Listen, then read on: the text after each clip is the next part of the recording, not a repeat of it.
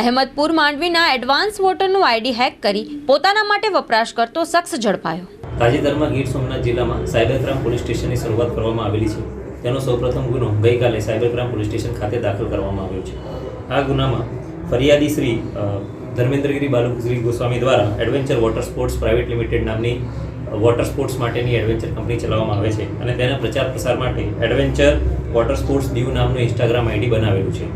તેઓ પોતાનું login ID access કરી શકેલા નહીં તે બાબતની અરજી સાયબર ક્રાઇમ પોલીસ સ્ટેશનમાં કરી હતી, જેની તપાસ કરતા રોહિત રામભાઈ ભાલિયા નામના વ્યક્તિ દ્વારા આ લોગિન અનઓથોરાઇઝ રીતે એક્સેસ કરવામાં આવેલ તેમજ તેનું નામ બદલી દેવામાં આવેલ।